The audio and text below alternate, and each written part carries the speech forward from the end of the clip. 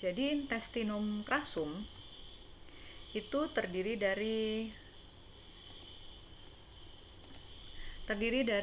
itu dimulai dari cecum, kemudian appendix vermiformis, colon ascendens, colon transversum, colon descendens, colon sigmoideum, rectum, canalis analis sampai berakhir di anus.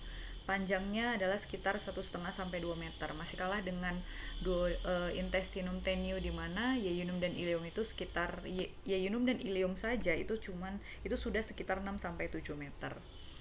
Dan fungsi dari intestinum crassum ini nanti akan kalian bahas di fisiologi. Secara umum adalah untuk mereabsorpsi atau menyerap kembali air, kemudian mineral-mineral yang terdapat pada sisa-sisa makanan yang diolah mulai dari gaster sampai ke usus halus, dan pada akhirnya dia adalah menghasilkan feses yang akan dikeluarkan melalui anus.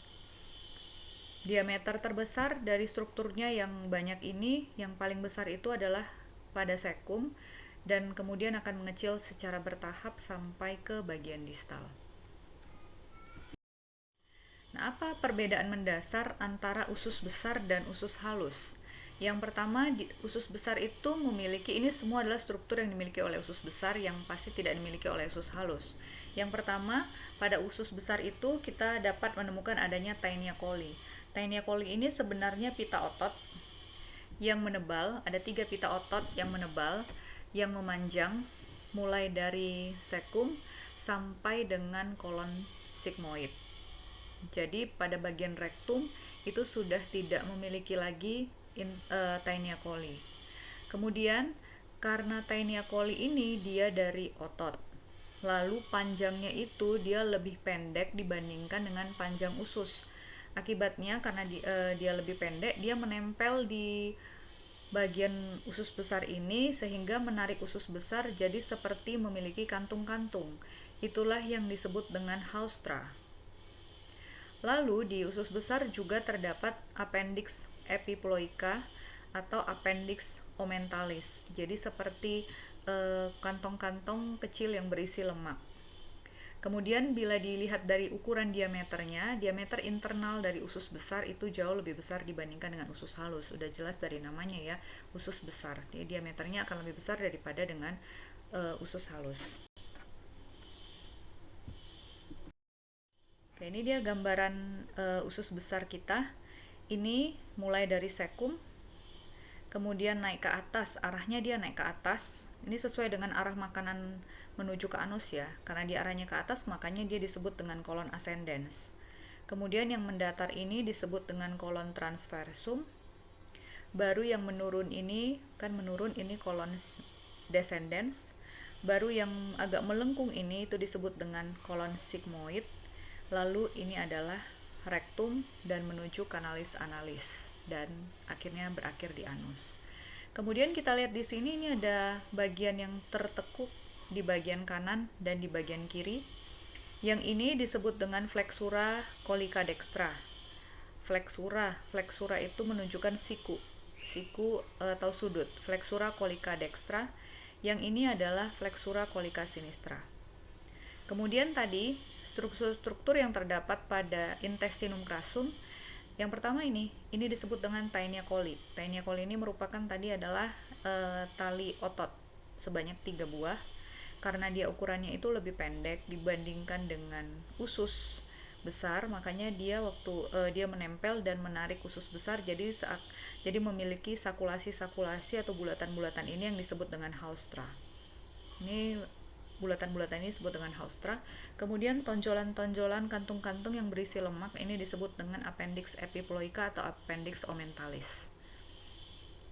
Nah, kalau kita lihat di sini Taenia coli-nya itu hanya sampai ke kolon sigmoid ini. Tetapi di bagian rektum dia sudah tidak memiliki Taenia coli maupun appendix epiploica. Oke ya. Nah, kalau kita lihat bagaimana jalannya intestinum crassum berdasarkan 9 regio permukaan abdomen, itu dia mulai dari daerah inguinalis dextra, kemudian lateralis dextra, lalu juga ada sedikit di bagian hipokondria dextra, lalu ke epigastrium, lalu ke hipokondrium sinistra, kemudian lateralis sinistra, lalu ke inguinalis sinistra, dan yang terakhir di regio hipogastrium. Jadi dia hampir melalui semua regio kecuali regio umbilicalis. Oke. Nah, kita bahas satu persatu. Yang pertama itu dimulai dari sekum. Sekum itu merupakan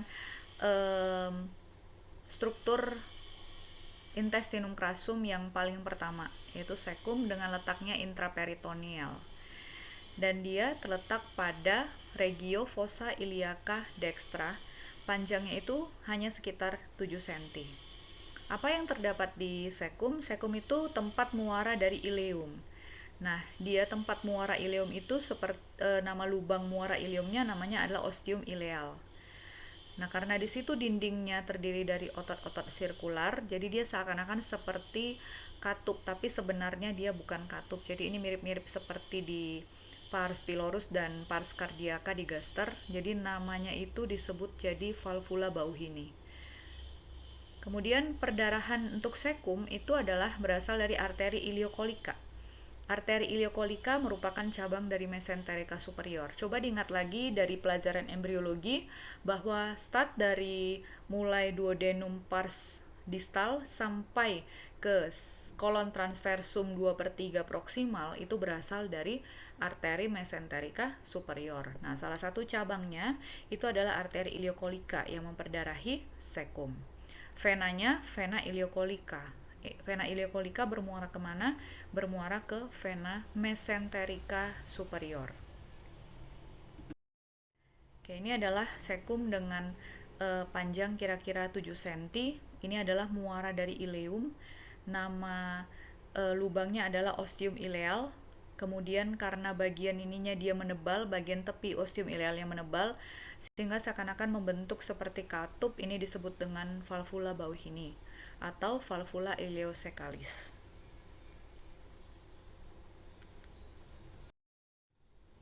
Oke, kita tinggalkan sekum, kita lanjut ke appendix vermiformis. Appendix vermiformis atau nama awamnya itu adalah usus buntu. Ini merupakan organ yang mengandung jaringan limfoid. Jadi dia berfungsi untuk sistem imunitas tubuh karena dia mengandung jaringan limfoid. Dia itu berpangkal pada sisi posterolateral dari sekum, sekitar posisinya itu sekitar 2-3 cm di bawah muara ileum dan sekum. Nah, letak appendix ini dia berubah-ubah. Tetapi biasanya appendix vermiformis itu dia terletak retrosekal. Nanti kita lihat ya. Di mana-mana aja dia bisa berubah-ubah. Nah, letaknya itu adalah ini sekitar 2-3 cm di bawah muara ostium ileal. Kemudian dia itu letaknya sebagian besar adalah retrosekal, jadi artinya dia di belakang sekum. Ini dia posisi appendix vermiformis. Nah, posisi appendix vermiformis kalau kita lihat pada permukaan tubuh, ini nanti ada kepentingannya. Jadi, kalau kita tarik garis dari umbilikal atau pusat ke spina iliaca anterior superior atau nama singkatannya disebut dengan SIAS. Oke, jadi SIAS ini kalau kalian raba di hip kalian, di tulang hip kalian, ini merupakan tonjolan yang paling depan. Oke, dari situ kita tarik garis hayal menuju ke umbilika. Lalu titik yang berada kita bagi menjadi sepertiga, tiga bagian. Nah, sepertiga distal ini, titik sepertiga distal di situ disebut dengan titik McBurney. Itu merupakan pangkal dari appendix vermiformis. Kemudian garis yang kedua kita tarik dari sias dextra ke sias sinistra. Ya, kita bagi 3 juga. Nah, yang sepertiga lateral dextra itu disebut dengan lance point atau titik lance. Ini merupakan bagian ujung dari appendix vermiformis. Dan yang paling mobile di sini adalah titik lance karena kan posisi dari appendix vermiformis ini kan berubah-ubah.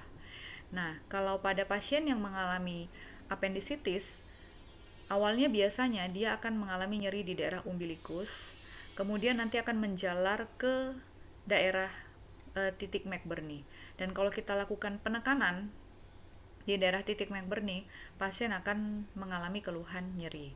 Nah, dari situ kita bisa mendede pasien kita, salah satunya adalah menderita appendicitis atau infeksi pada appendix, atau bahasa awamnya adalah usus buntu.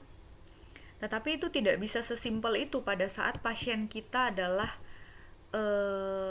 perempuan. Kenapa? Nanti kita lihat di slide selanjutnya. Nah, ini adalah variasi dari posisi-posisi appendix. Ini posisi disebut dengan posisi descendens. Ini yang disebut dengan posisi retrosekal, jadi dia melipat di belakang sekum.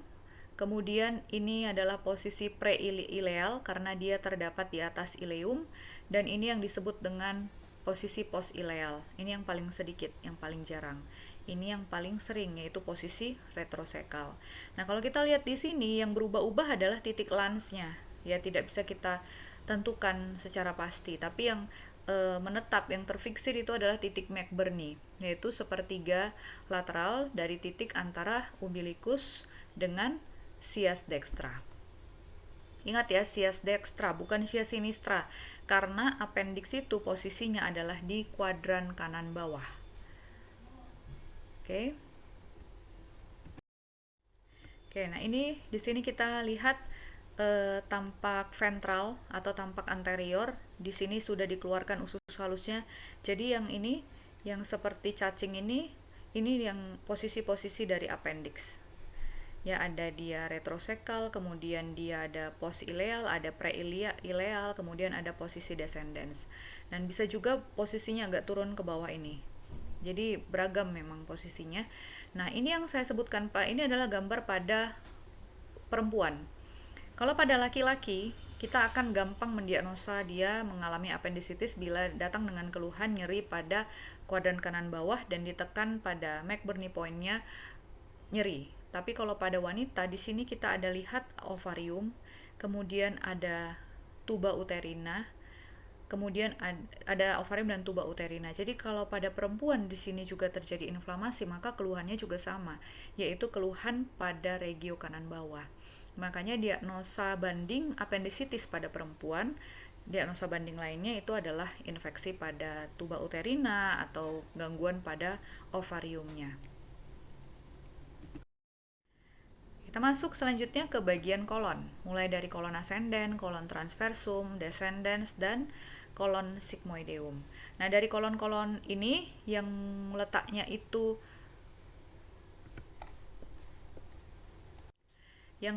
adalah intraperitoneum, itu adalah kolon transversum dan kolon sigmoideum. Ditambah tadi dengan sekum dan appendix vermiformis juga letaknya intraperitoneum. Sedangkan kolon ascendens, kemudian kolon descendens, baru rectum itu letaknya adalah retroperitoneal. Sedangkan kalau kanalis analis itu letaknya adalah subperitoneal. Nah, jadi mulai dari kolon ascendens, kemudian kolon transversum, kolon descendens, kolon sigmoideum. Kolon ascendens itu mulai dari sekum ke arah kranial pada sisi kanan cavitas abdominalis, dan dia akan membelok membentuk flexura cholidextra. Kolon ascendens dia letaknya adalah retroperitoneal. Perdarahan kolon ascendens dia berasal dari arteri mesenterica superior, yaitu cabangnya ada dua, yaitu arteri iliokolika dan arteri kolika dextra. Kalau venanya sama dengan nama arterinya, vena iliokolika dan vena kolika dextra, yang akan bermuara pada vena mesenterica superior. Kita lihat gambarnya. Ini adalah SMA. Ini bahasa Inggris ya. Superior mesenteric artery atau arteri mesenterica superior. Pertama, yang memperdarahi kolon ascendens itu adalah arteri iliokolika, kemudian arteri kolika dextra. Dua-dua ini yang memperdarahi kolon ascendens. Tadi kalau sekum dia diperdarahi oleh arteri iliokolika. Kalau appendix vermiformis dia diperdarahi oleh arteri appendicularis yang berasal dari arteri iliokolika.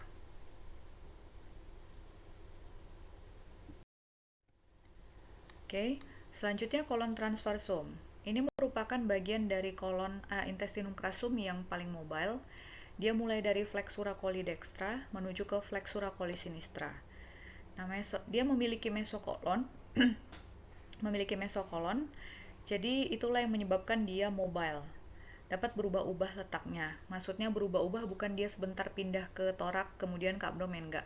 Jadi kalau kita misalnya lagi berbaring, kita lagi berdiri, perubahan posisi tubuh kita juga akan dapat mengubah posisi kolon transversum karena dia sifatnya lebih mobile karena dia memiliki mesokolon di bagian posteriornya. Kemudian untuk arteri yang memperdarahinya itu adalah arteri kolika media. 2/3 proksimal, karena kan batas dari embriologi yang diperdarahi oleh arteri mesenterica superior adalah 2/3 proksimal dari kolon transversum. Itu diperdarahi oleh arteri kolika media yang berasal dari mesenterica superior. Kemudian selanjutnya kolon descendens. Kolon descendens itu posisinya adalah retroperitoneal sama dengan kolon ascendens, mulai dari flexura coli sinistra sampai ke fossa iliaca sinistra. Pada saat dia sudah masuk ke fossa iliaca atau regio inguinalis sinistra, dia akan beralih menjadi kolon sigmoideum. Kemudian karena dia disebut retroperitoneal karena peritoneum itu menutupi hanya sebelah ventral dan lateralnya.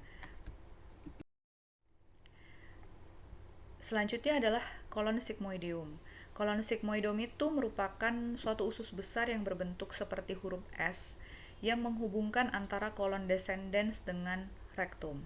Kolon sigmoideum itu meluas, itu mulai dari tepi pelvis, jadi dia sudah masuk ke rongga pelvis sampai ke segmen sakral ketiga.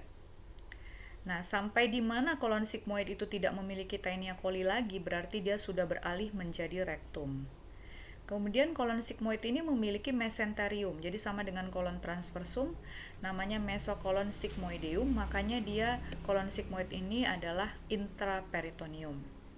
Dan pada kolon sigmoideum itu kekhasannya dia memiliki appendix epiploica yang berukuran panjang. Untuk perdarahannya, untuk kolon descendens dan kolon sigmoideum itu sudah berasal dari arteri mesenterica inferior. Dia itu diperoleh perdarahan dari arteri kolika sinistra dan arteri sigmoidea superior. Arteri sigmoidea superior sebelah kranial itu akan beranastomosis dengan arteri kolika sinistra.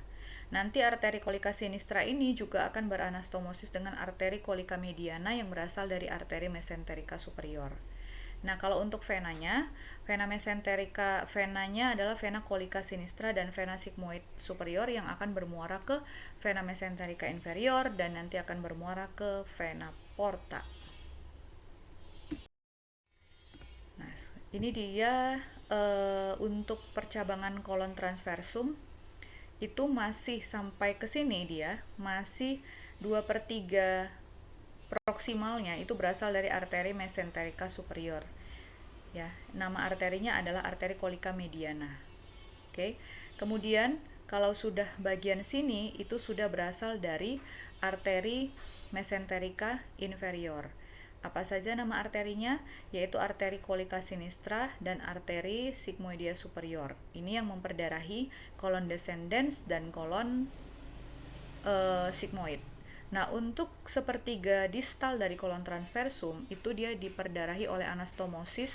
Dari anastomosis itu adalah penggabungan pembuluh darah, pertemuan pembuluh darah yang biasanya itu berasal dari sumber yang berbeda. Oke, kita lihat ini adalah arteri kolika mediana, itu akan beranastomosis dengan arteri kolika sinistra. Itu membentuk arteri marginalis yang akan memperdarahi bagian sepertiga distal kolon transversum. Selanjutnya kita beralih ke rektum. Rektum adalah bagian akhir intestinum crassum yang terfiksasi, letaknya retroperitoneal.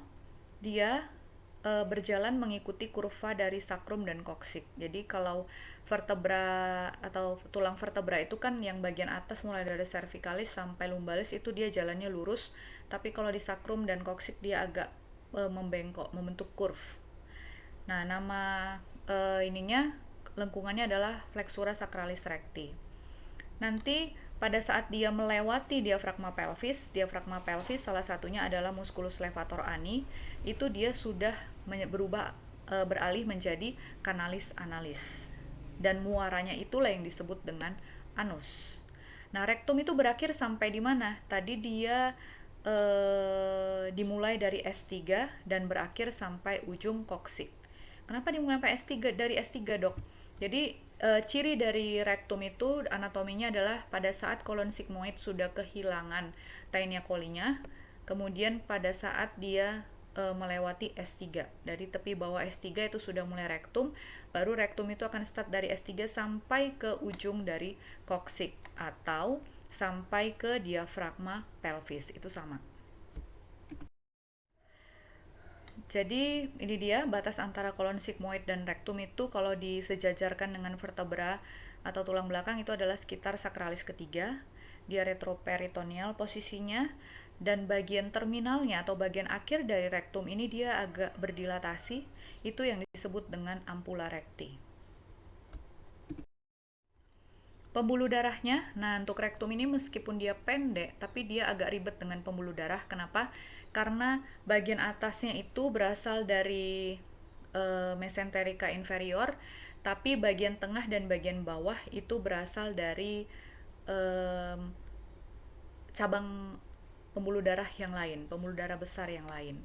Nah, kita lihat dia dibagi tiga. Yang pertama, yang bagian proximal rectum, ini berarti proximal yang dekat dengan kolon sigmoid, itu diperdarahi oleh arteri rectalis superior. Arteri rectalis superior itu berasal dari arteri mesenterica inferior.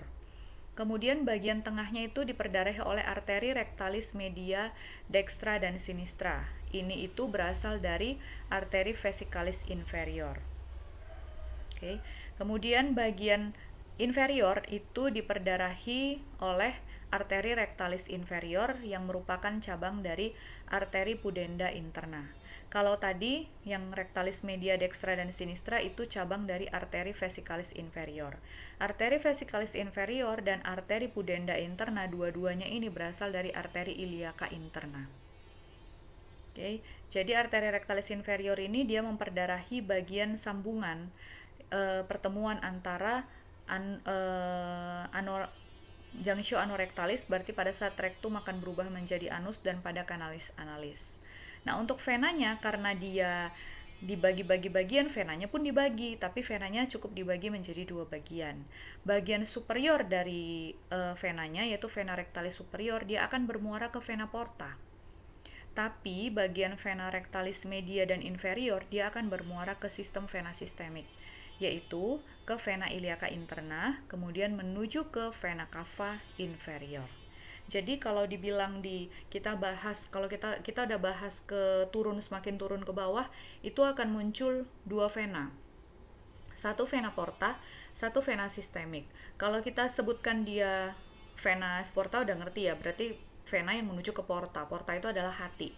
Nah, kalau vena sistemik itu adalah vena yang langsung menuju ke jantung. Apa vena yang mana yang dimaksud dengan vena sistemik di sini? Yaitu vena cava inferior.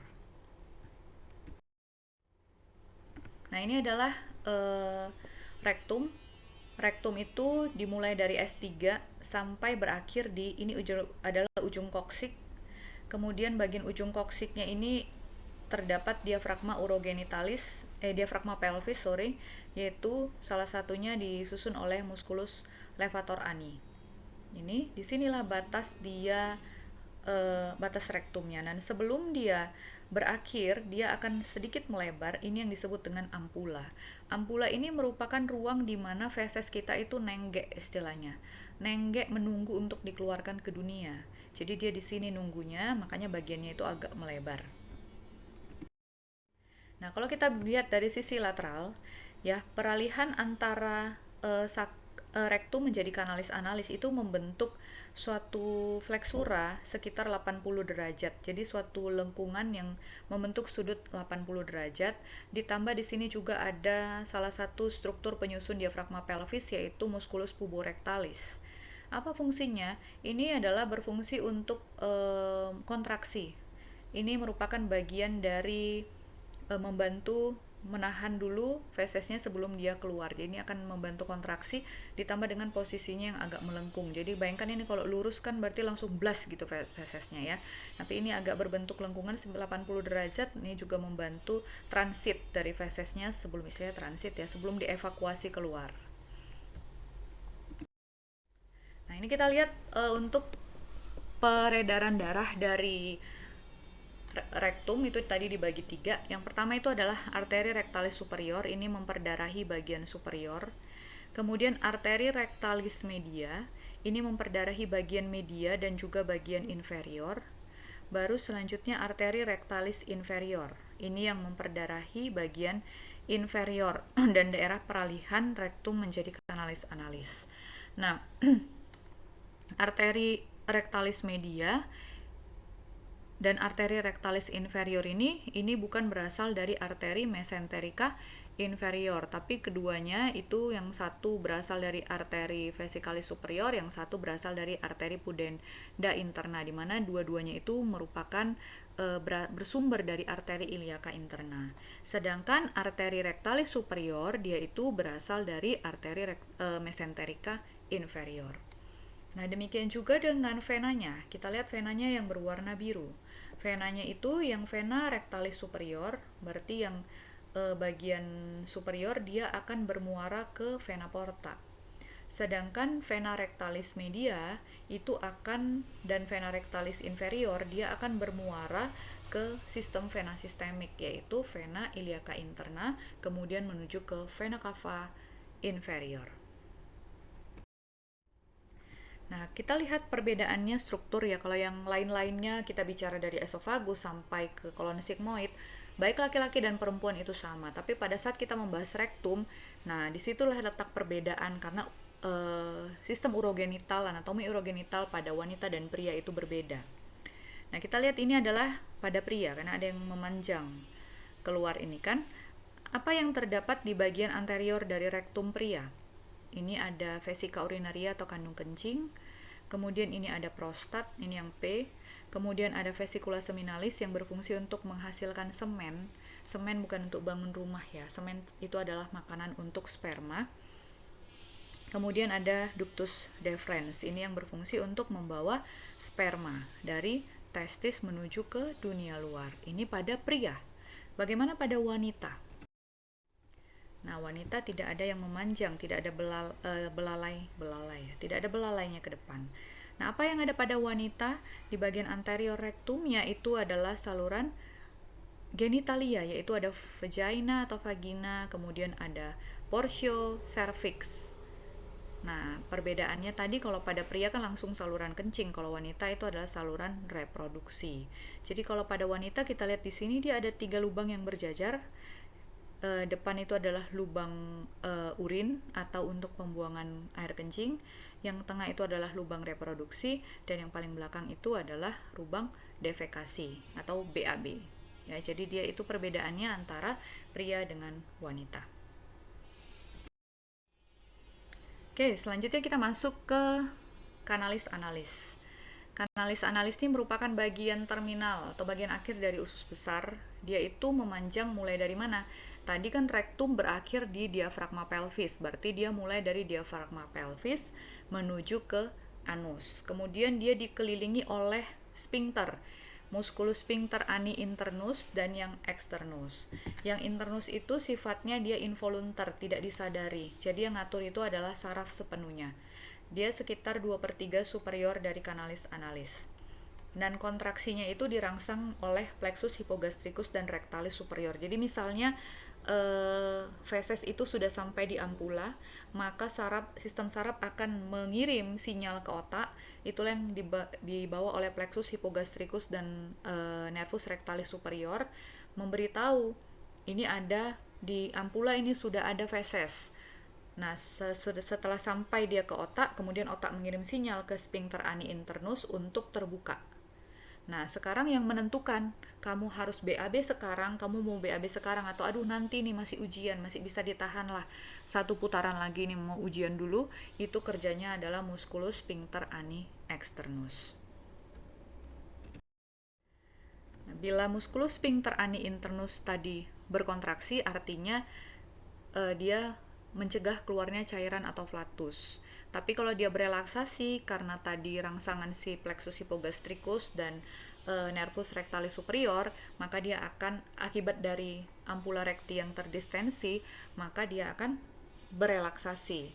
Selanjutnya, tugas kita dengan bantuan musculus sphincter ani externus ditambah dengan pubor rectalis, ini kita yang kontrol.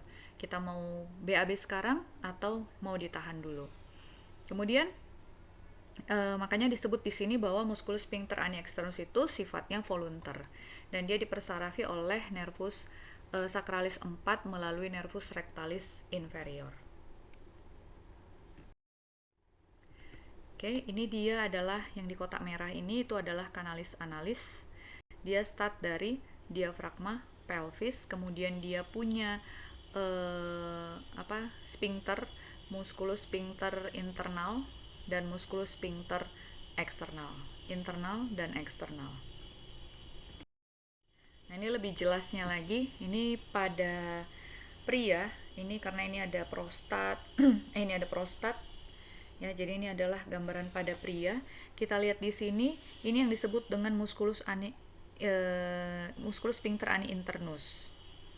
Kemudian yang disebut dengan musculus sphincter ani externus itu adalah ini. Dia itu terdiri dari 3 pars, yaitu pars superficialis, pars profunda, dan pars subcutaneus. Ini yang sifatnya volunter atau disadari. Ditambah dengan salah satu musculus levator ani. Jadi musculus levator ani itu terdiri dari musculus pubococcygeus dan puborectalis. Nah, yang membantu si sphincter ani externus itu adalah musculus puborectalis. Oke, karena pada bagian internal superiornya dia ada beberapa struktur, yaitu ada kolumna analis yang berisi cabang-cabang terminal dari arteri dan vena rectalis superior. Kemudian pada ujung inferior canalis analis itu dihubungkan oleh valvula analis. Baru di bagian sisi superior dari valvula analis itu ditemukan sinus analis. Sinus analis ini kalau dia terkompresi oleh feses, dia akan mengeluarkan mukus, jadi seperti lendir yang membantu untuk evakuasi feses supaya fesesnya tidak terlalu kering, sulit untuk dikeluarkan. Ini dia si kanalis analis tadi. Jadi yang disebut dengan kolom itu adalah yang silinder-silinder ini. Kemudian bagian silinder-silinder ini dihubungkan oleh valvula analis. Di bagian superior dari valvula analis ini kita menemukan adanya sinus analis. Ini sinus analis, ini sinus analis. Nah, ini kalau dia bagian ampula kanalis analis ini akan dilalui oleh feses, maka sinusnya tertekan dan ini akan mengeluarkan mukus. Kemudian pada kanalis analis itu juga ada satu struktur yang penting yang namanya adalah linea pectinata. Linea pectinata ini merupakan batas inferior dari valvula analis tadi. Jadi kalau valvula analis itu dijajarkan, ditarik garis dari satu valvula analis ke valvula analis sampai ke ujungnya, dia membentuk satu garis, itu yang disebut dengan linea pectinata. Apa fungsinya linea ini? Inilah yang sebagai batas wilayah di mana peralihan pembuluh darah yang berasal dari mesenterica superior dan yang bukan berasal dari mesenterica superior. Nah, superior terhadap linea pectinata itu dia diperdarahi oleh arteri rectalis superior, sama dengan bagian superior dari rektum, ya kan? Sementara bagian inferior dari di bawah linea pectinata itu diperdarahi oleh arteri rectalis inferior yang berasal dari arteri pudenda interna. Nah, ini juga akan menjadi batas untuk venanya. Di atas linea pectinata itu venanya bermuara ke vena porta, yaitu karena dia vena rectalis superior. Nah, di bawah dari linea pectinata itu dia akan bermuara ke sistem vena cava inferior, karena dia kan venanya adalah vena rectalis inferior. Ya, jadi linea pectinata itu adalah ini, linea pectinata garis ini kita tarik di sepanjang valvula analis. Kita tarik, berarti ke atas itu berasal dari arteri mesenterica inferior, yang ke bawah itu berasal dari arteri iliaca interna. Oke, kita sudah selesai untuk intestinum crassum. Sekarang kita masuk ke dalam organ anatomi organ aksesoris. yaitu hepar atau hati. Jadi hepar itu merupakan kelenjar yang terbesar dalam tubuh manusia. Regionya dia sampai melalui 3 regio. Regio hipokondrium kanan, kemudian meluas ke regio epigastrium, kemudian meluas ke hipokondrium kiri. Bentuknya seperti piramid.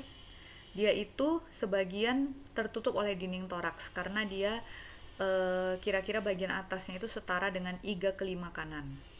Dia memiliki 2 fasies atau permukaan, yaitu fasies diafragmatika yang bentuknya konveks dan fasies visceralis yang bentuknya konkav.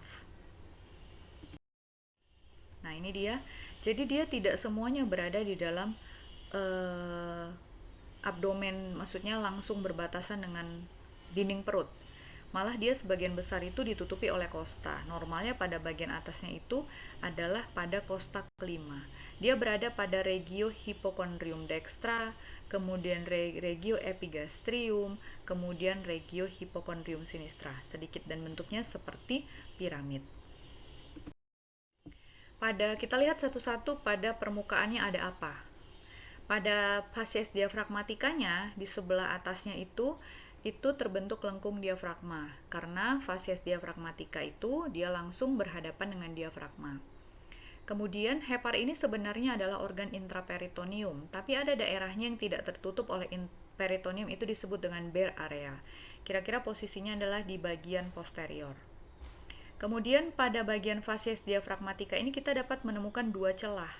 Yang satu adalah namanya recessus supranicus. Recessus itu artinya reses, berarti ruang sisa. Recessus supranicus itu ada kanan dan kiri. Kenapa ada kanan dan kiri? Karena dia dipisahkan oleh ligamentum falciformis. Jadi hepar ini adalah organ yang termasuk organ yang memiliki banyak ligamen. Karena dia besar, dia perlu ditempel dengan banyak ligamen ke dinding tubuh. Ya, dia punya mesenterium ventral, dia punya mesenterium dorsal. Jadi dia banyak ligamennya agar dia posisinya itu tidak bergerak, tidak gampang rusak, tidak gampang dipengaruhi oleh mobilitas ataupun benturan. Kemudian yang kedua adalah recessus hepatorenalis. Itu merupakan celah antara hepar dengan renal yang terletak di bagian posterior. Nah, kedua recessus ini akan berhubungan di sebelah anterior. Kita lihat gambarnya. Nah, ini adalah potongan sagital pada hepar, dan ini adalah hepar. Hepar itu di bagian belakang itu langsung berbatasan dengan ginjal kanan, ya. Kemudian ini adalah diafragma yang orange. Nah, dia punya 2 permukaan tadi. Permukaan itu bahasa anatominya adalah fasies. Nah, yang berwarna ungu ini itu namanya fasies diafragmatika. Di yang bagian posteriornya itu disebut dengan fasies visceralis. Kenapa dia disebut dengan fasies visceralis? Karena dia akan berhadapan dengan organ-organ di belakang dan di bawahnya. Sedangkan kalau yang ungu ini dia akan langsung berhadapan dengan yang warna orange, yaitu diafragma. Kemudian apa recessus yang ada pada hepar? Ya, antara diafragma dengan hepar itu namanya recessus diafragmatika. Itu ada recessus supranica. Itu ada bagian anterior, bagian dextra dan sinistra karena dia dipisahkan oleh ligamentum falciformis. Kemudian di bagian posteriornya, tepat pada berhadapan langsung dengan fasies visceralisnya, dia memiliki recessus hepatorenalis. Kalau di kuis kita yang pertemuan yang kedua itu kan ada, kalian dengar ada istilah recessus hepatorenalis, disinilah dia kira-kira. Oke. Nah, ini adalah fasies visceralis dari hepar. Jadi pada bagian belakang. Jadi kalau dari tampak depan dia itu terdiri dari 2 lobus, tapi sebenarnya kalau kita lihat dari belakang dia itu terdiri dari 4 lobus. Ya. Kemudian kita lihat ini adalah daerah-daerah kalau kan dia disebut istilahnya adalah fasies visceralis, artinya bagian permukaan hepar yang banyak berhubungan dengan visceral atau organ-organ dalam. Seperti ini, bagian sini akan berhubungan dengan gaster. Kemudian bagian sini akan berhubungan dengan kolon, yaitu kolon transversum. Ini juga, kemudian ini renal area, ini berhubungan dengan renal. duodenal area dia berhubungan dengan duodenum, dan ini yang disebut dengan bare area, daerah yang tidak ditutupi oleh peritoneum. Kemudian fascia visceralis ini juga sebenarnya semuanya dibungkus oleh peritoneum kecuali tadi bare area, dan juga ditambah daerah fossa vesica velea dan vena porta hepatica. Porta hepatica, atau kalau kalian ketemu di buku namanya triad porta, itu merupakan tempat masuknya 3 struktur penting ditambah dengan struktur-struktur penunjangnya, yaitu arteri hepatica, kemudian vena porta, lalu tempat keluarnya ductus hepaticus. Jadi ini yang paling penting. Jadi ada 3 yang paling penting yang masuk ke porta hepatica. Porta hepatica atau triad porta, yaitu arteri hepatica, vena porta, dan ductus hepaticus. Mereka cuma berbeda arah aliran cairannya. Kalau arteri hepatica dan vena porta itu jalan darahnya itu kan menuju ke hepar. Kalau ductus hepaticus itu dia cairannya itu meninggalkan hepar, karena dia membawa cairan empedu yang dihasilkan oleh hepar untuk disimpan di kantong empedu. Nah, selain 3 struktur ini yang lewat di porta hepatica, juga lewat pembuluh darah limf ditambah dengan persarafan. Kemudian pada fascia visceralis juga kita bisa menemukan adanya fisura atau celah, fisura sagittalis dextra dan sinistra, yang keduanya dihubungkan oleh porta hepatis atau porta hepatica ini. Nah, ini kita simpelkan gambarnya. Yang kanan dulu kita lihat. Jadi kalau kita lihat dari belakang, dia itu membentuk struktur huruf H, ya kan? Yang dekat dengan lobus sinistra itu adalah fisura sagittalis sinistra. Oke. Yang ini adalah fisura sagittalis dextra. Nah, masing-masing fisura ini punya isinya. Nanti kita lihat di gambar sebelah. Kemudian yang membentuk garis mendatar sehingga membentuk huruf A itu adalah porta hepatis. Kita lihat gambar sebelah. Nah, pada fisura sagittalis sinistra itu di bagian atasnya itu akan diisi oleh ligamentum venosum. Sedangkan bagian bawahnya itu diisi oleh ligamentum rotundum atau round ligament yang dulunya merupakan vena umbilicalis, atau bahasa latinnya adalah ligamentum teres hepatis. Kemudian yang bagian H sebelah, garis yang sebelah, yang garis atas ini yang ini maksudnya, itu akan diisi oleh vena cava inferior.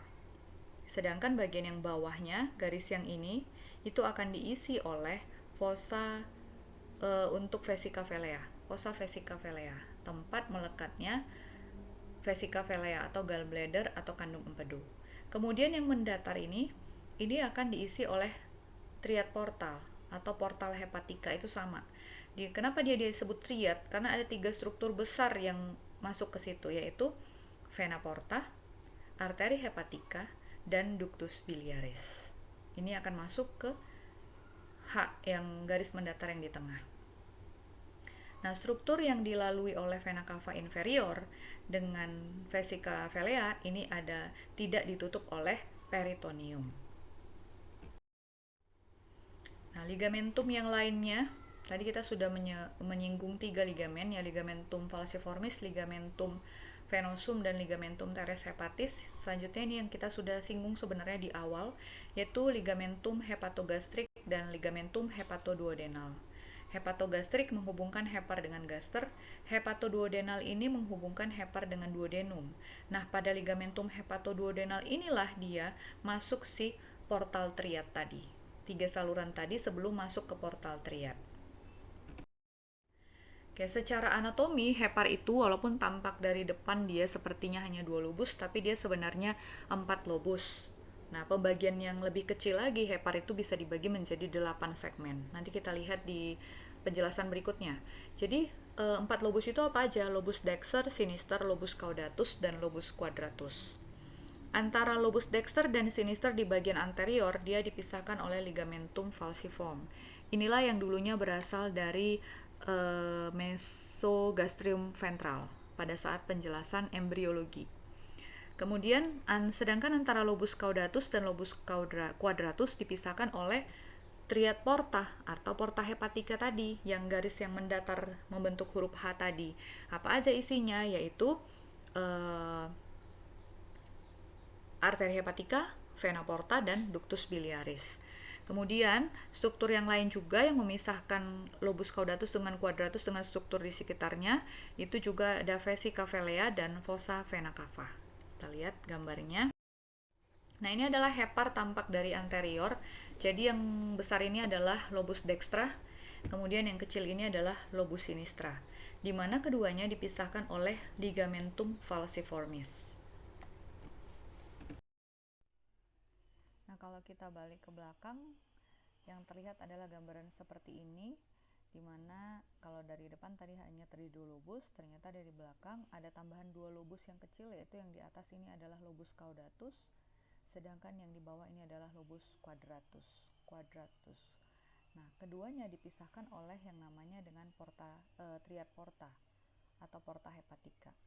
Sementara lobus caudatus itu dipisahkan dengan lobus dextra itu oleh fossa vena cava inferior, dan lobus quadratus dipisahkan dengan lobus dextra itu oleh fossa vesica velea. Nah, lobus hati, lobus itu masing-masing dia memiliki sistem peredaran darah, sistem persarafan yang independen. Jadi dia punya cabang-cabang primernya sendiri. Dimulai dari percabangan arteri hepatika sinister dan dexter, kemudian vena portanya juga dia punya ductus hepaticus kanan dan kiri masing-masing. Jadi kalau misalnya ada gangguan atau kita harus membuang lobus sinisternya, tinggal lobus dexternya, lobus dexter tidak akan terganggu karena dia punya peredaran darahnya sendiri. Bagaimana dengan lobus quadratus dan caudatus? Kalau lobus quadratus dia menerima darah dari arteri hepatika sinistra, ya, jadi dia punya peredaran darah yang sama dengan lobus sinister, sedangkan lobus caudatus menerima darah dari keduanya, yaitu dari arteri hepatika dextra dan sinistra. Demikian juga dia menghasilkan empedu untuk ductus hepaticus dextra dan sinistra. Selain pembagian berdasarkan lobus, hepar itu juga bisa dibagi menurut segmentasi atau dibagi menjadi 8 segmen. Nah, ini berguna untuk menentukan lokalisasi suatu kelainan. Misalnya, ditemukan tumor, ditemukan abses hepar pada segmen kesekian. Nah, pada saat dokter membaca itu dimanapun di belahan bumi ini, dia bisa membayangkan, bisa tahu, bisa sama persepsinya, oh dia di segmen ini, dibandingkan dengan kalau cuma dibilang lobus sinister, karena lobus atau bahkan lobus dexter itu kan besar, di sebelah mananya ini kan sulit kalau kita mengatakan oh di sikit ke kiri, sikit ke kanan, itu kan sulit. Tapi dengan adanya segmen ini akan lebih gampang untuk interpretasi kelainan. Nah, ini dia segmennya. Jadi dibagi yang lobus caudatus tuh masuk segmen 1, kemudian ini segmen 2, segmen 3, segmen 4, lalu segmen 5, 6, 7, 8. Jadi ini 4 quadratus ini bisa disebut juga dengan 4B, dan ini adalah 4A-nya. Ya. Nah, kalau kita lihat pembagiannya ini, kalau secara fungsional ya, dibagi di sini. Jadi kalau dia segmen 1, 2, 3, dan 4 ini ke sini itu disebut dengan itu beroleh perdarahan dari cabang sinistra. Ya, kecuali yang caudatus dia memang ada sebagian dari cabang dextra. Nah, sisanya segmen 4, 5, 6, 7, 8 ini beroleh cabang fungsional perdarahannya dari cabang portal triad dextra. Tuh, jadi pembagiannya ini berdasarkan pembagian segmennya itu berdasarkan sistem fungsionalnya, pembagian sistem-sistem di segmen-segmen hepar. Jadi sudah diteliti bahwa segmen 1 ini dia punya fungsinya sendiri. Maksud fungsinya di sini adalah dia punya peredaran darahnya sendiri, dia punya ductus biliarisnya sendiri. Nah, jenis-jenis ligamentum hepar. Sini dari tadi sudah kita singgung dan di sini dirangkumkan semuanya. Yang pertama adalah ligamentum falciformis. Dia itu berfungsi untuk melekatkan hepar ke dinding anterior abdominal. Kemudian ligamentum hepatogastrik dan hepatoduodenal. Ini sudah disinggung, ini terdapat pada omentum minus. Lalu ligamentum triangular dextra dan sinistra. Ini fungsinya untuk melekatkan hepar ke diafragma. Lalu ada ligamentum coronarium anterior dan posterior. Banyak ya.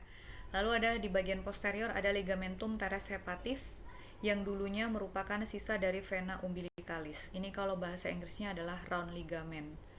Atau ligamentum teres hepatis, dia sisa vena umbilicalis yang dulunya vena umbilicalis ini fungsinya untuk mengantarkan darah yang kaya akan oksigen dari plasenta menuju ke janin. Jadi setelah janin lahir ke dunia, dia mengalami obliterasi sehingga membentuk ligamentum teres hepatis. Ligamentum venosum dulunya itu adalah ductus venosus. Ductus venosus ini merupakan suatu saluran yang memintas darah dari vena umbilicalis ke vena cava inferior, dia nggak melalui hepar. Ya, jadi seperti aliran pintas darah. Nah, ductus venosus ini kalau dia mengalami obliterasi atau penyempitan, dia akan pada saat lahir dia akan menutup sehingga akan tersisa membentuk jaringan ikat, itulah yang membentuk ligamentum venosum. Nah, kita lihat yang mana-mana aja ligamennya. Kalau falciformis tadi udah jelas ya, tampak dari depan yang memisahkan lobus dexter dan sinister dari depan. Kemudian ini ada ligamentum triangularis sinistra. Ini ligamentum, dia tidak kelihatan ya, ligamentum triangularis dexter yang berfungsi untuk melekatkan hepar ke diafragma, mengikat hepar ke diafragma. Kemudian ada ligamentum coronarium anterior dan ligamentum coronarium posterior. Kemudian ada di sini adalah ligamentum venosum, yang ini adalah ligamentum teres hepatis. Oke. Oke, untuk peredaran darahnya. Peredaran darah dari hepar ini unik. Jadi nanti unik seperti ini juga, seperti jantung. Jadi hepar itu dia menerima darah artinya kalau menerima darah berarti pembuluh darah ini adalah pembuluh darah yang menuju ke hepar, yang aliran darahnya itu menuju ke hepar. Yang pertama 30% itu berasal dari arteri hepatica propria. Ini merupakan cabang dari arteri hepatica communis. Diingat lagi ya, cabang dari truncus celiaca. Kemudian 70%-nya itu dari vena porta hepatis. Apa sih perbedaan dari kedua arteri ini, kedua pembuluh darah ini? Kalau arteri hepatica propria dia membawa darah yang kaya akan oksigen yang berasal dari jantung menuju ke aorta. Nah, kalau dia vena porta hepatis, dia mengantar darah yang miskin akan oksigen tapi kaya akan zat gizi. Lah kok bisa? Ya kan vena porta ini merupakan muara dari vena-vena yang berasal dari saluran cerna. Mulai dari gaster, kemudian intestinum tenue dan intestinum crassum. Jadi itu isinya itu dia sedikit memang oksigen tapi kaya akan nutrisi. Dia dibawa menuju ke hepar supaya apa? Supaya nutrisi-nutrisi seperti karbohidrat, lemak, protein dan mineral itu akan dimetabolisme di hepar. Itu tujuannya. Nah, pada saat di porta hepatis, arteri hepatica propria ini dia akan bercabang dua, cabang besarnya. Dan vena porta juga bercabang dua dulu. Cabang pertamanya itu yaitu ramus dextra, ramus ini artinya cabang ya, ramus dexter dan ramus sinister. Nah, ini dia, kita lihat ini adalah ini adalah vena porta, kemudian yang ini adalah arteri hepatica propria. Kalau bahasa Inggris dia hepatic artery proper. Nah, pada saat dia masuk sudah melewati triad porta, dia itu akan bercabang menjadi dua, semuanya bercabang jadi dua setelah lewat triad porta. Ini kan 3 struktur yang melalui porta hepatica atau triad porta. Jadi masing-masing dia bercabang dua menjadi ramus dexter dan ramus sinister. Baik vena portanya, baik arteri hepatica proprianya maupun ductus biliarisnya. Dia bercabang menjadi dua.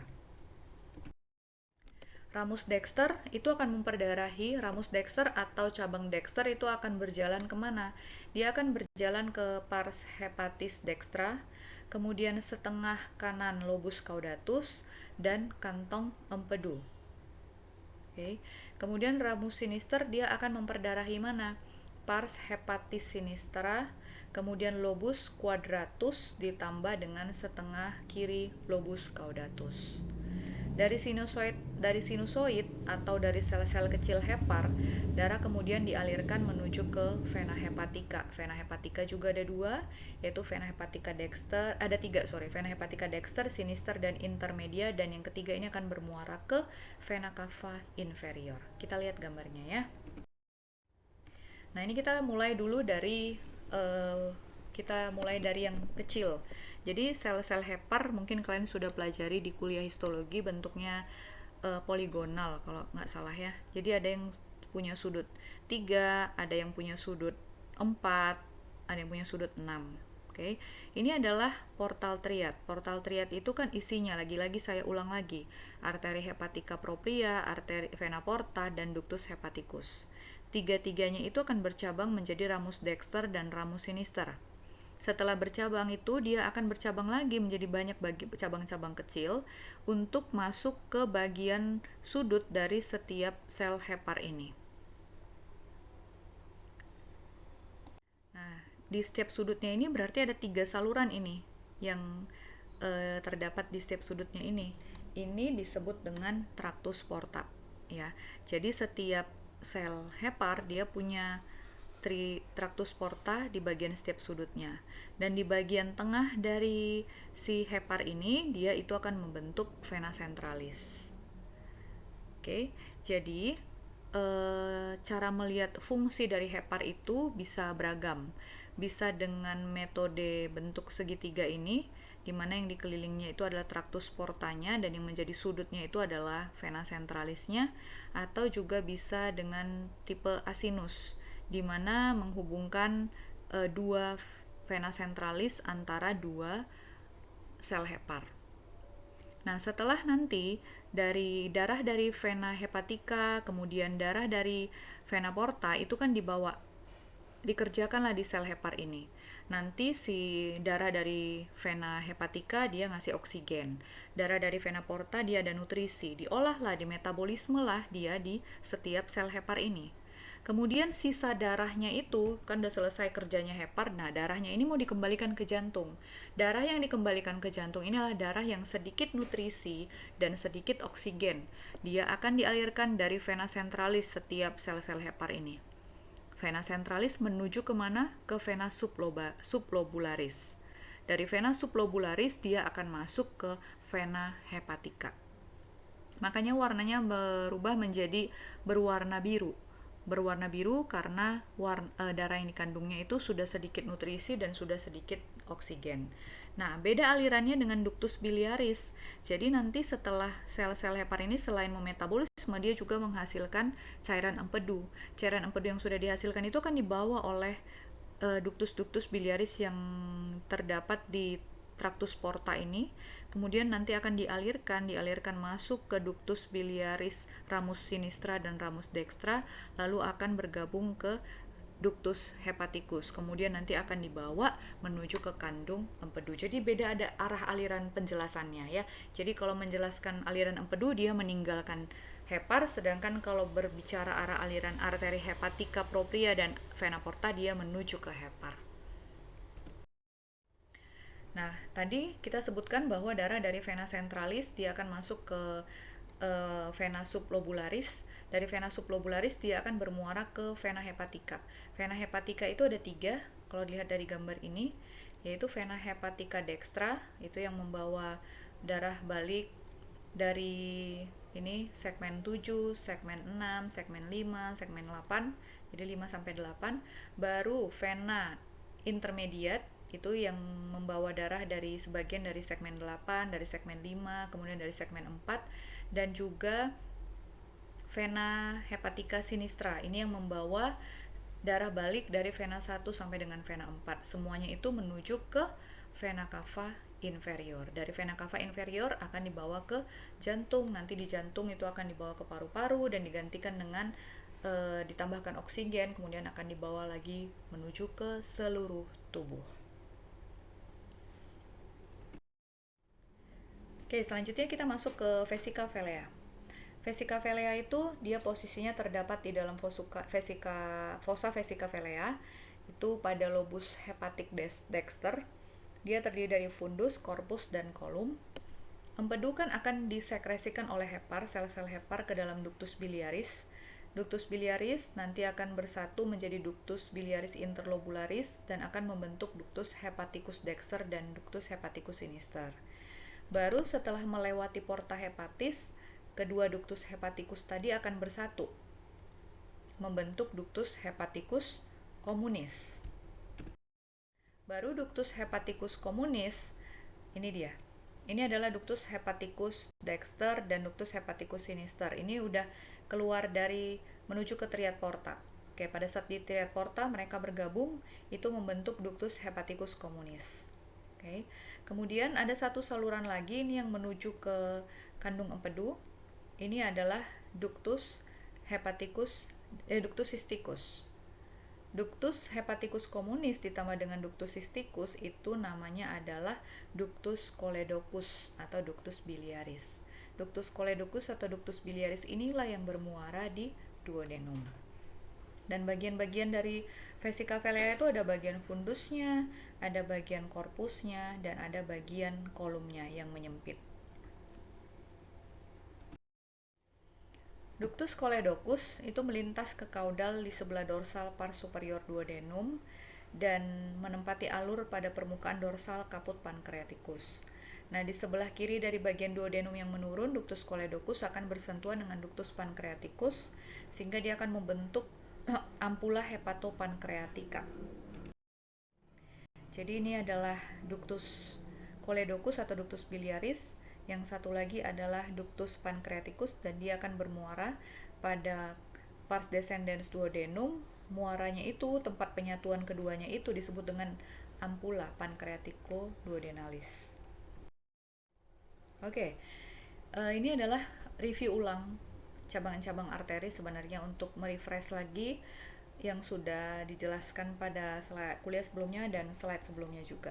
Yang pertama ini adalah 3 cabang besar yang penting untuk peredaran darah di sistem gastrointestinal, di mana ketiganya itu berasal dari aorta abdominalis. Cabang besar yang pertama itu adalah truncus celiaca. Truncus celiaca ini akan memperdarahi struktur mulai dari esophagus pars abdominalis, kemudian ada hepar, ada lien, ada gaster, sampai ke bagian proksimal duodenum. Sedangkan arteri mesenterica superior, cabang kedua itu akan memperdarahi kelanjutannya dari duodenum distal, pars distal, kemudian yeyunum, ileum, kemudian sampai ke cecum, kolon ascendens, kolon transversum 2/3 proksimal, cut. Baru sisanya sepertiga distal, ini turun ke kolon descendens, kolon sigmoid, kemudian sampai ke rectum superior dan canalis analis superior itu berasal dari arteri mesenterica inferior. Kita lihat sekarang cabangnya. Saya tidak mengulang lagi yang truncus celiaca karena sudah di kuliah sebelumnya. Ini kita fokus dulu ke cabang arteri mesenterica superior. Ya, cabangnya itu yang pertama adalah arteri jejunalis. Kemudian harusnya di sini ada arteri ilialis, lalu arteri iliocolica, arteri colica dextra, dan arteri colica mediana. Itu merupakan semua cabang untuk yang berasal dari arteri mesenterica superior. Selanjutnya adalah cabang-cabang dari arteri mesenterica inferior. Jadi arteri mesenterica inferior itu sekitar 1-2 cm saja di bawah arteri mesenterica superior ya. Ini cabangnya. Yang pertama ini adalah arteri colica sinistra. Arteri colica sinistra itu punya cabang ascendens, kemudian dia punya cabang descendens. Nah, yang ascendens ini dia akan beranastomosis dengan arteri colica mediana. Itu akan membentuk arteri marginalis. Lalu cabang yang berikutnya itu adalah arteri rectalis superior sama arteri sigmoidalis. Jadi ada 3, arteri colica sinistra, arteri sigmoidalis, dan arteri rectalis superior. Dan yang arteri rectalis inferior ini dia akan memperdarahi struktur sampai batas superior rectum dan superior canalis analis. Jadi tidak sampai anus diperdarahi oleh mesenterica inferior. Bagian bawah itu dia ada peralihan ke cabang arteri yang lain. Nah, cabang arteri yang lain yang mana? Yang ini. Jadi aorta abdominalis turun terus sampai sebelum masuk ke rongga pelvis atau rongga perut bagian bawah itu tempat adanya uterus, ada tempat rahim, tempat ovarium, itu dia bercabang dulu menjadi dua, yaitu arteri iliaca communis dextra dan arteri iliaca communis sinistra. Komunis berarti dia akan bercabang lagi menjadi dua. Yang luar ini adalah arteri iliaca externa, arteri iliaca interna. Demikian juga di sisi sebelah kirinya. Nah, yang berperan untuk memperdarahi bagian rektum, media dan inferior dan juga kanalis analis di bawah linea pectinata itu adalah arteri yang berasal dari arteri iliaca interna. Kemudian kita lihat venanya. Venanya sebagian besar dari sistem pencernaan itu dia akan bermuara ke vena porta. Ya, mulai dari gaster, kemudian ini vena lienalis, kemudian ini vena mesenterica superior akan bersatu membentuk vena porta. Bagaimana dengan vena mesenterica inferior? Vena mesenterica inferior 70% kasus, 70% manusia, 70% variasinya dia itu akan bermuara ke vena linealis. 30%-nya dia langsung bermuara ke vena mesenterica superior.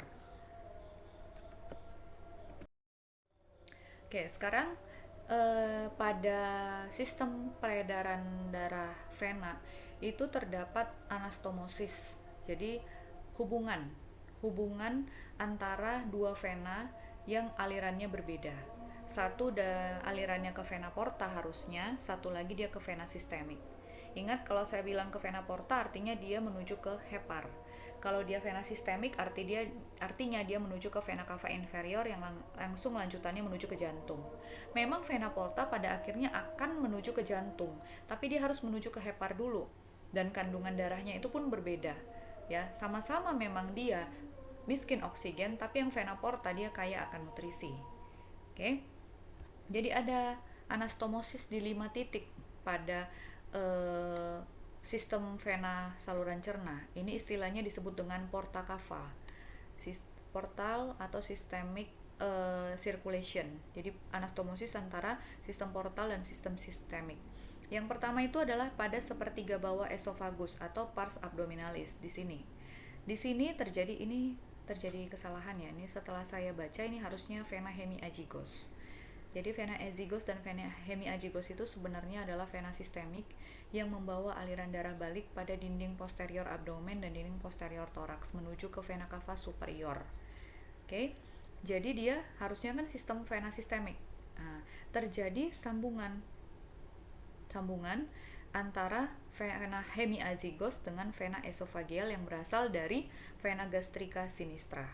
Oke, menyambung nih di sini. Tapi apakah normalnya akan terjadi aliran? Tidak. Jadi anastomosis ini akan terpaksa terbuka pada saat terjadi peningkatan tekanan pada vena porta. Jadi kalau misalnya nanti saya akan jelaskan di akhir bagaimana maksudnya terjadi peningkatan tekanan vena porta. Tapi yang perlu kalian mengerti dulu bahwa sistem portokaval ini pada saat posisi fungsional tubuh itu normal, dia tidak terbuka. Tapi dia ada. Maksudnya aliran darahnya itu belum mengalir, belum beranastomosis aliran darahnya, hanya salurannya aja yang beranastomosis. Kemudian yang kedua itu adalah daerah paraumbilikal. Ini ada umbilikal berarti di sekitar pusat. Ini merupakan anastomosis dari vena paraumbilikal, dari vena porta dengan vena-vena dinding permukaan tubuh di sekitar umbilikal. Nah, di situ mereka ada pertemuannya antara vena porta dengan sistem vena sistemik. Titik yang ketiga itu adalah pada bagian kanalis analis, yaitu di antara vena rectalis superior dengan vena rectalis inferior. Ini kan berbeda ya, karena vena rectalis superior itu dia bermuara ke vena porta, sedangkan vena rectalis inferior dia akan bermuara ke vena sistemik. Jadi mereka ada anastomosis tapi tidak di semua titik, hanya pada ujung-ujung pembuluh darahnya, sebagian aja. Kemudian pada retroperitoneal. Retroperitoneal ini, jadi ini vena-vena dari vena mesenterica superior, vena mesenterica inferior itu dia akan beranastomosis dengan vena-vena lumbalis. Jadi vena-vena dinding posterior tubuh. Posisinya retroperitoneal. Kemudian yang terakhir adalah di bagian bare area dari liver, itu ada anastomosis di bagian liver posteriornya. Ada anastomosis dari cabang kecil dari vena porta dengan vena phrenica. Vena phrenica yang berasal dari diafragma. Apa kepentingannya kita tahu portokafal ini? Nah, efek samping ya akibat dari adanya anastomosis ini bila terjadi yang namanya portal hypertension, artinya hipertensi pada portal, hipertensi pada hepar. Ternyata yang hipertensi itu bukan hanya jantung yang bisa, hepar juga bisa. Nanti kalian akan pelajari di kuliah ilmu penyakit dalam. Jadi portal hypertension bisa terjadi karena penyebabnya intrahepatik atau extrahepatik. Saya singgung sedikit saja supaya kalian paham. Yang intrahepatik misalnya adalah sirosis. Kita lihat nih gambarnya. Jadi sel hepar yang sehat kan harusnya seperti ini, dan dia ini sudah mati sel-selnya. Jadi ukurannya mengecil, shrink, menciut dia karena sel-sel heparnya mati.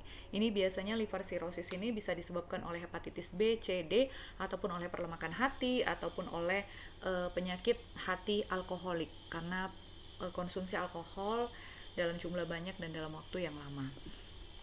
Atau kondisi ekstrahepatik, misalnya terjadi trombosis atau penyumbatan. Trombosis itu trombus. Trombus itu dia seperti sumbatan yang terdiri dari trombus, kemudian lemak yang menyumbat aliran darah pada vena porta. Oke. Di mana dua-dua kondisi ini, baik yang intrahepatik maupun ekstrahepatik, itu akan menyumbat aliran vena porta, ya kan? Kalau dia di sini yang intrahepatik kan sel-sel heparnya itu sudah tidak berfungsi, sudah mati. Berarti kan sudah memadat semuanya. Artinya aliran darah vena porta menuju ke hepar itu menjadi terhambat. Itulah kondisi yang disebut dengan portal hypertension. Apa gejala yang bisa kita temukan berkaitan dengan adanya portokafal tadi? Yang pertama yang paling sering adalah varises esophageal. Ini sudah saya singgung di kuliah sebelumnya. Ternyata varises itu bukan hanya ada di kaki. Varises itu secara definisi merupakan pelebaran pembuluh darah vena, dinding pembuluh vena. Jadi dimanapun bisa terjadi varises sebenarnya. Dan ini termasuk varises internal, di organ internal. Orang dengan pasien dengan varises esophageal yang pecah kan, varises itu pelebaran pembuluh darah vena. Vena yang dilebarkan itu adalah vena yang kecil. Nah, pada kasus ini anastomosis yang terjadi adalah antara vena hemiazygos dengan vena gastrica sinistra. Oke, terjadi anastomosis. Awalnya kan saya sebutkan bahwa anastomosis itu tidak dilewati pembuluh darah, tapi hanya salurannya aja yang ada. Tapi karena vena porta tadi meningkat, tekanan darah di situ meningkat, jadi aliran darah itu kan stagnan. Di vena porta dia nggak bisa masuk. Misalnya biasa masuk 100% ke vena porta, ke hepar, ini aliran darah di vena porta itu setiap masuk hanya bisa masuk misalnya 50%, sisa 50%. Nanti masuk lagi aliran berikutnya 50%. Jadi menumpuk. Nah, yang vena pembuluh darah yang cairan vena yang menumpuk itu terus menumpuk di pembuluh darah hingga si pembuluh darahnya itu tekanannya menjadi tinggi, dan tekanan yang tinggi ini akan diteruskan sampai ke anastomosis tadi.